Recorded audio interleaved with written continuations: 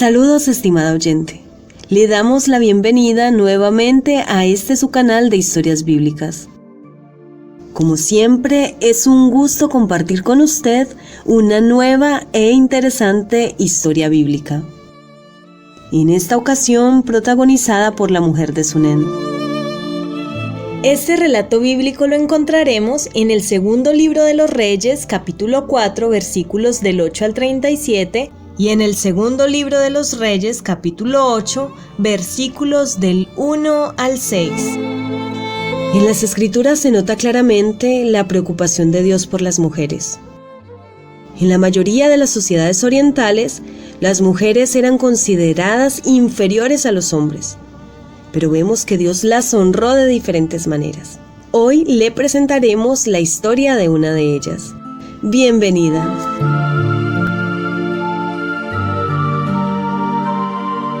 Sunén era una localidad palestina perteneciente a la heredad de Isaacar en el reino de Israel. Cuenta el relato bíblico que en esta ciudad vivía una mujer muy importante que insistentemente invitaba a comer al profeta Eliseo cada vez que él pasaba por allí. Cierto día esta mujer le dijo a su esposo que estaba completamente segura de que el hombre que los visitaba era un siervo de Dios. Es necesario destacar que a pesar de que en ese tiempo se habían levantado muchos falsos profetas en Israel, ella supo reconocer que Eliseo era un verdadero varón de Dios. Por lo tanto, le hizo una petición especial a su esposo para que le construyera al profeta un cuarto en la azotea y así pudiera quedarse a dormir allí. Le pusieron una cama, una mesa, una silla y una lámpara. Con esta actitud de servicio y hospitalidad, se hace evidente que esta mujer facilitó la difusión del mensaje de Dios. También se ve reflejado que ella se sujetaba a la autoridad de su esposo, pues cuenta con él para llevar a cabo esta buena obra. Cuando Eliseo se hospeda en este aposento, le dijo a su criado Giesi que llamara a la señora de la casa y le dijera que ya que había sido sumamente hospitalaria con ellos, estaba dispuesto a hablar a su favor ante el rey o ante el jefe del ejército.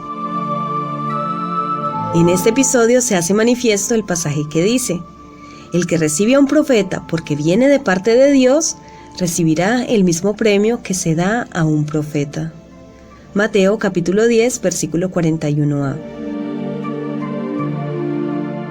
Pero ante la propuesta de Eliseo, la respuesta de la dama fue que no necesitaba nada de eso, ya que se encontraba muy bien en medio de su pueblo. Sin embargo, Eliseo le dice a su criado que le gustaría hacer algo por ella, por lo que el criado le cuenta que ella no tenía hijos porque su marido era muy anciano. Eliseo hizo que la mujer volviera ante él y le dijo que en un año tendría un hijo en sus brazos. La mujer sunamita pensó que Eliseo se estaba burlando de ella, pero no fue así. Al año siguiente dio a luz a su hijo, tal como él lo profetizó.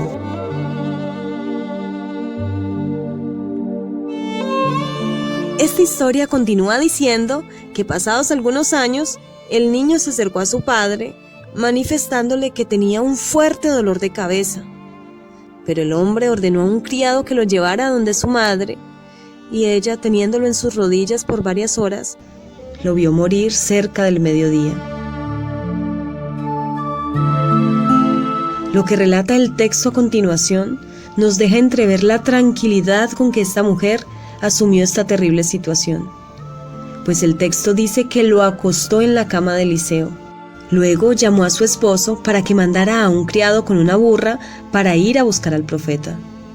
No se detuvo ante el cuestionamiento de su marido y sin perder mucho tiempo se puso en camino hacia el Monte Carmelo.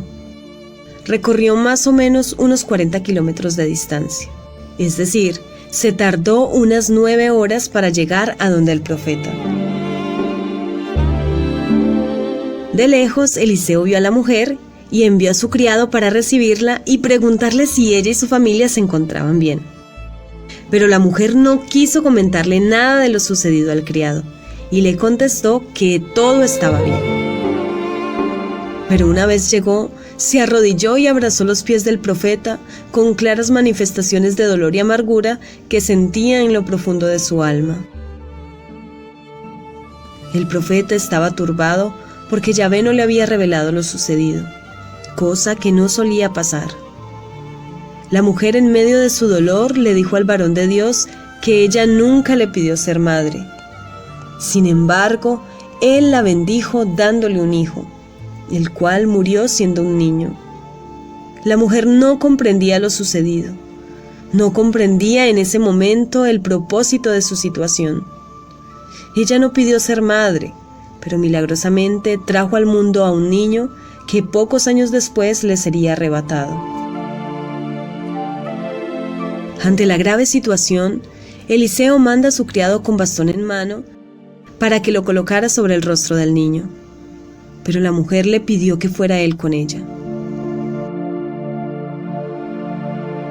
Mientras que Eliseo iba de camino a Sunén, a su encuentro sale Giesi para comunicarle que el niño no reaccionó. Entonces el profeta entró al cuarto, cerró la puerta y oró al Señor, y recostándose sobre él 7 veces, el niño volvió a la vida después de un estornudo.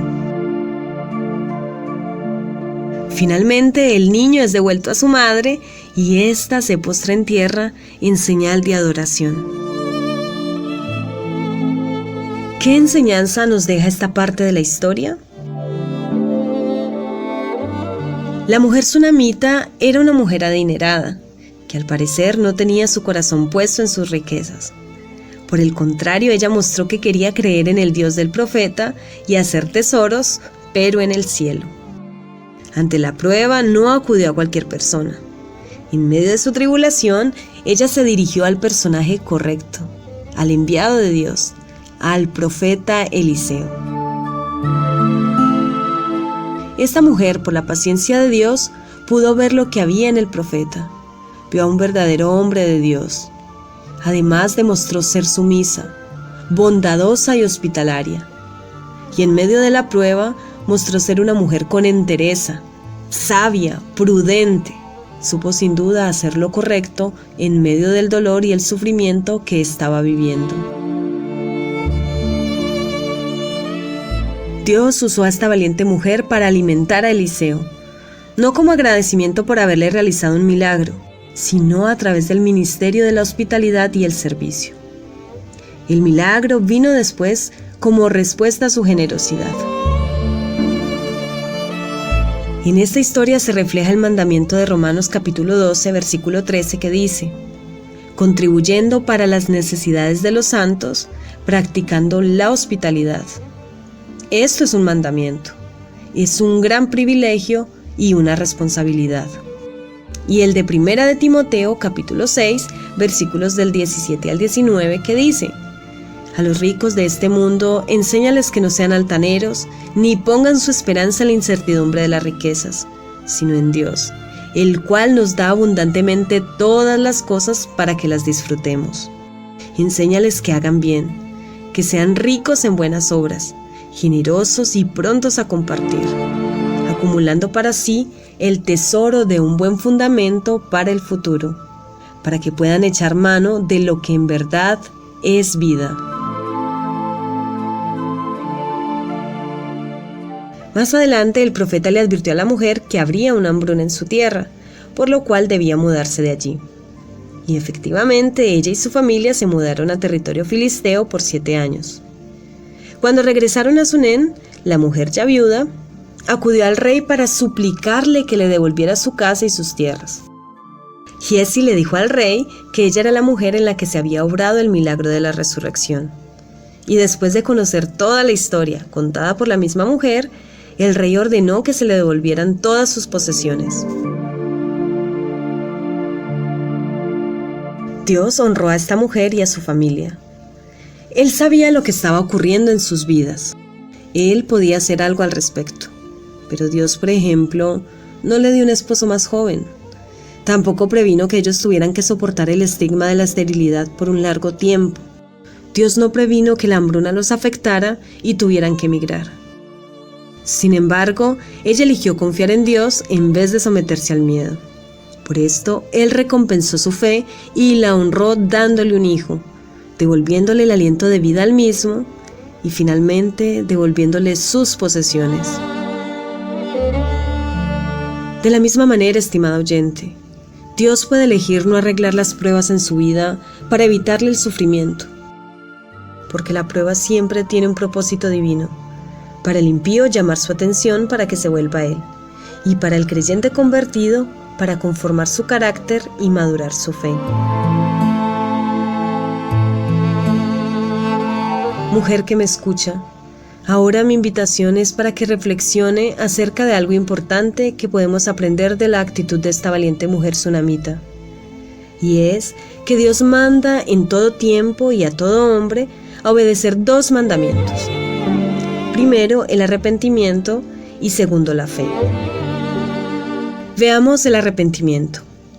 Pese a que esta mujer vivía en territorio cananeo, en un tiempo donde el pueblo de Israel estaba completamente corrompido por la idolatría y se levantaron muchos falsos profetas, esta mujer supo discernir que Eliseo era un verdadero profeta de Dios. Cuando ella depositó su fe en Yahvé, se evidencia y demuestra sin duda alguna que renunció a creer en otros dioses. Cuando decidió servir a Eliseo, ella demostró que lo reconoció como un verdadero enviado de Dios. Y al servirle con sus bienes materiales desinteresadamente, testificó que no puso su confianza en el dinero ni en lo material. Cuando ella se negó a recibir un favor de parte de Eliseo, no estaba rechazando las bendiciones de Dios.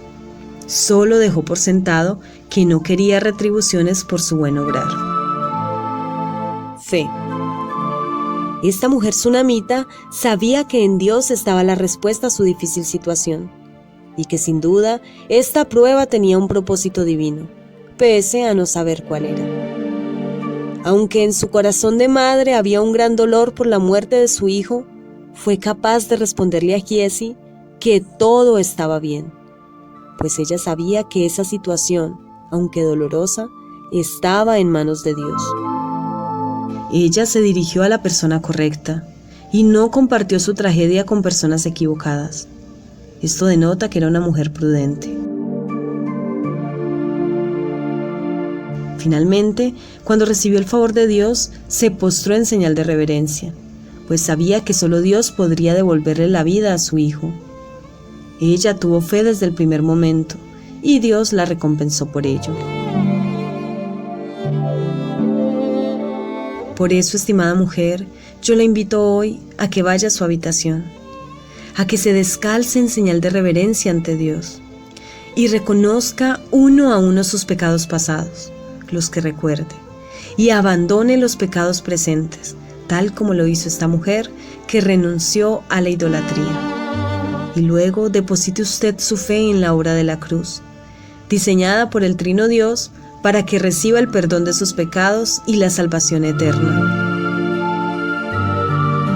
En la cruz, el Padre descarga su justicia e ira sobre su Hijo, para que usted, al apropiarse de esa justicia divina caída sobre él por sus injusticias, sea vista como justa delante de Dios. Sí, estimada dama, aprópiese por fe de esa justicia clavada en el alma del Hijo de Dios, para que pueda proclamar con nosotros: Jesús es mi justicia. Amén, aleluya.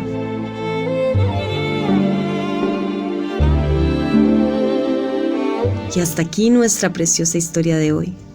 Recuerde que nuestro fin es dejar en usted sembrada la semilla del Evangelio para que germine y dé buen fruto.